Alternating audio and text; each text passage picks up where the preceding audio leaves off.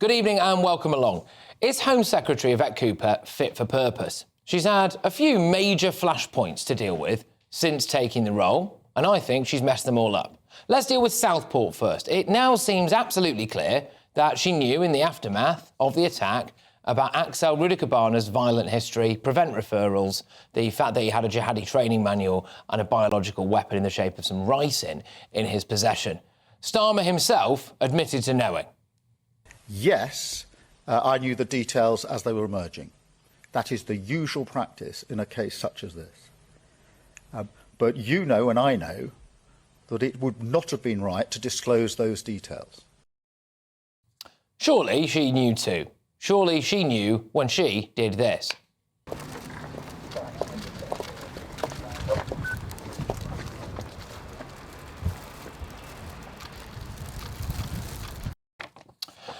But this critical information was not disclosed, which means that while misinformation fueled the summer disorder, she was sitting on information that could have, in my view, prevented that disorder. Now, she says it's because she didn't want to prejudice the case. We have been keen to publish the information on prevent referrals from the start, but throughout, the advice to us has been clear. If we had ignored the advice that we were given from about the case that put towards us and about the information that the police and the CPS were working through in order to get justice, and if as a result a killer had walked free, no one would ever have forgiven the government or anyone else. Fine, but did that information vacuum prompt the riots? Some people think so.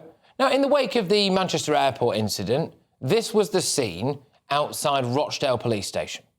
We saw you. We know you're in there. Come out. Explain yourself. Why has only one officer been suspended? What about the rest of them? Crickets. Absolute crickets from the Home Secretary on that, as far as I'm aware. I don't think she dealt with that situation very well at all, do you? And then we come to the Pakistani rape gangs. Now, Jess Phillips, of course, who's the minister underneath Yvette Cooper, rejected an inquiry into those gangs. Cue mass outrage, huge uproar. Days went by. Elon Musk got stuck in, famously so, didn't he? We here at GB News had an exclusive poll showing that 73% of the public wanted an inquiry. And then eventually Yvette Cooper comes out and announces a series of local grooming gang inquiries. Effective local inquiries can delve into far more local detail and deliver more locally relevant answers and change than a lengthy nationwide inquiry can provide. So Tom Crowther, KC, chair of the Telford inquiry, has agreed to work with the government to develop a new framework for victim-centred, locally led inquiries where they are needed, and as a first step, to work with Oldham Council and up to 4 other pilot areas. So they got it wrong initially, and then they U-turned under pressure. I don't think we can say that she's handled that well. I mean, what else is her job? Oh, yeah, stopping the boats. Well, we have seen more than 1,000 illegal immigrants cross the Channel since New Year's Day. She's had several big moments to deal with. Southport, Pakistani rape gangs, illegal immigration. Hasn't she messed them all up? Let's get our thoughts on my panel this evening. We've got columnist and broadcaster Esther Krakow, GB News presenter Alex Armstrong and the journalist Jonathan Les. Esther, I'll start with you. Do you think Yvette Cooper has basically just messed everything up? I mean, if so, why is she still in her job? Well, I don't think she should be a Home Secretary for various reasons. But, I mean, if we want to delve into the individual individual situations that she's messed up, I mean, where do we begin? We have to look at this woman's background before we think, why has she messed this all up? Well, because she has no real life experience. This is like much of the cabinet, studied PPE at Oxford, worked as a special advisor, 20-something. You know, in our 20s when we're trying not to burn pasta? Yeah, most of us are not special advisors of anything, but somehow she became a special advisor to senior members of the government at the time, including Harriet Harman. She had 2 years, 2 years of actual work experience outside of politics before she became an MP in 1997. And she's basically done that for her entire life. She has no idea what most people go through. She has any sort of private sector experience. She literally has lived in the politics bubble her entire life. So really, if you're asking why did she mess this up, it's because politics is the kind of arena where you just fail upwards. If she was terrible at her job back then, how would she been fired? The problem I would argue now for the British public is when you look at a Home Secretary, they have to deal with like the most serious stuff. And so far, I could have included other things. I don't think she dealt with the Hare Hills riots particularly well either. I mean, I was sat on this sofa doing a live show when that was kicking off, and I was sitting here, it was like, about 11 p.m.-ish, roughly speaking, when we finally heard from Yvette Cooper, as far as I can gather. You know, she didn't seem to be coming down anywhere near as hard on that mass public disorder as she was on other things. But can you name one of her achievements? No. For being in politics. But Jonathan Less is about to, I imagine, in a few seconds' time. But before that, Alex, you look at those key events that she's had in a short time in office so far.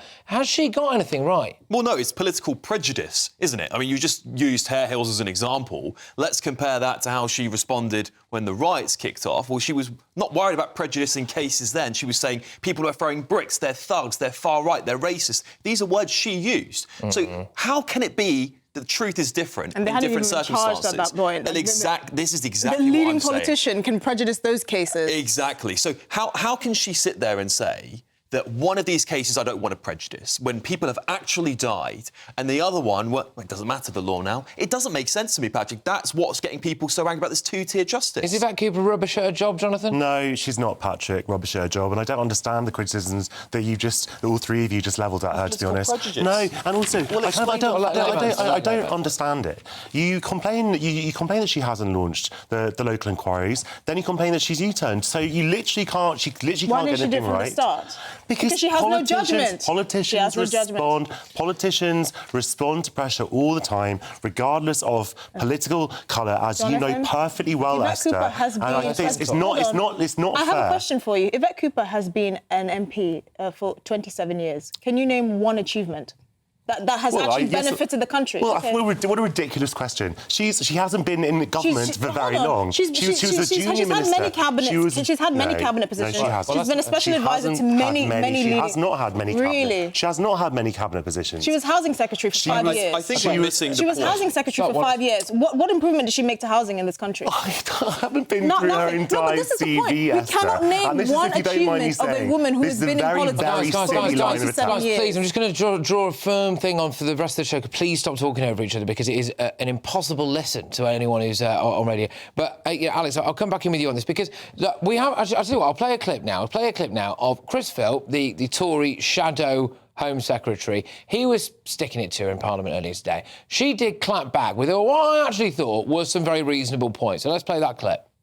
Let me point out to him that the previous Conservative government did not publish information before the trial about the Prevent referral for the perpetrator who killed Sir David Amess. None of us criticised them for that, because none of us wanted to put at risk justice for Sir David's family, nor did they publish information before the trial on the Prevent referral of the asylum seeker who killed Tom Roberts. In fact, they didn't even publish that after the trial. Yeah, and just on that, specifically the Hartlepool incident that took place that she was alluding to there, where an elderly man was stabbed to death whilst walking his dog. There were massive reporting restrictions on that, huge reporting restrictions. And she does make the case that those were under the Conservatives. So what's different about that when it comes to the Southport incident? Well, I think the Tories are just as bad in this situation. I mean, a lot of the laws that we're critiquing now, which seem very obvious now that the Tories are out of government, are by them, are by the previous government. They're written into law. Labour's just using them.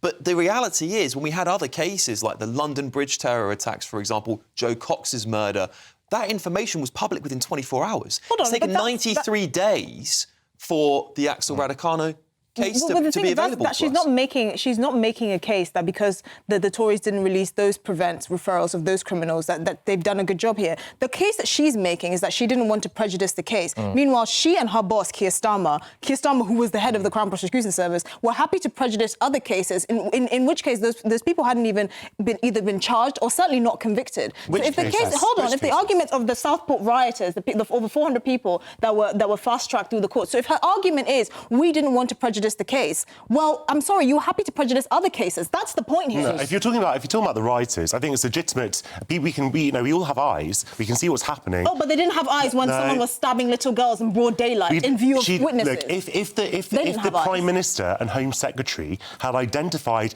individuals and said, this individual threw that brick at that police officer and they're scum, that would have been prejudicing a trial. I'm sorry. That's You're a little not bit understanding what I'm saying. So to be clear, just so we're really clear, so you, Jonathan, as far as you're concerned, you think she has behaved absolutely correctly throughout this entire Southport process? Yeah. Yeah, and I think just to be clear, she was tarring all of them with the same brush. She says these were not protests, these were all rioters. So it's a tarring of the same brush, therefore you are prejudicing all of those cases, in my opinion. I think the reality is it's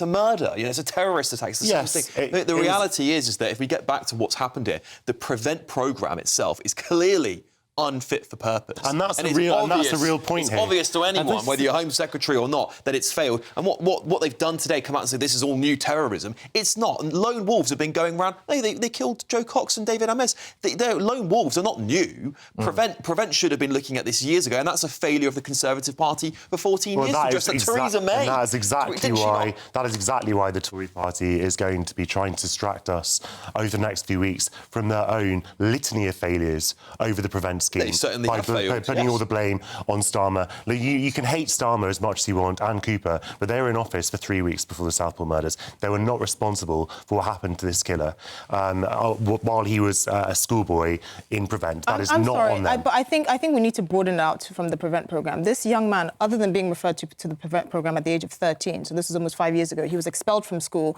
He had admitted to carrying a knife 10 times. His father stopped him a week before from going to stab people in his old school, right? There were so many red flags going off. And we can't just blame the Prevent programme, although that does bear a lot of responsibility. What about the community? What about his family? His father knew that he was capable of going to a school and stabbing kids and persuading him to not do that by stopping him from entering the taxi. What else did the family do to stop this person? Is the reality? No, you're absolutely right. And I think isn't the reality that Theresa May said multiple times, enough is enough now, we must do something. How many more politicians are going to fail our country before we go, actually, this is just not working? Well, they just get promoted. That's why you have someone like Yvette Cooper in politics for over 27 years, and no one here can name her achievement that she's had. No, you didn't even let me finish. Okay, name an achievement. What was one of her achievements as a housing secretary? I was literally about to. I was going to say that she was a very effective head of the Home Affairs Select Committee. What does effective mean? She held ministers to account repeatedly. She held ministers to account all the time in that role. Am I saying that she's one of the greatest ministers who ever lived? No. You can't even name an achievement. It's very, very difficult to be a Home Secretary to advertise your achievements unless you're kind of decriminalising. Yeah, but if you've been in a career for 27 years, you can at least name two. But my view would be she's had several flagship moments. So whether it's been doing anything to stop the boats, and that's not happened, we'll talk about this later on, 1,000 boats crossed since New Year's Day, whether it's anything to do with the reaction to the way that people reacted to the Manchester Airport incident, the Hare Hills thing, the grooming gangs thing. She seems to have been caught on the hop throughout it, and she seems to be on the back foot over this, and I just wonder if she's up to the job. But we've had a robust discussion on it to kickstart the show, so thank you very much, everyone.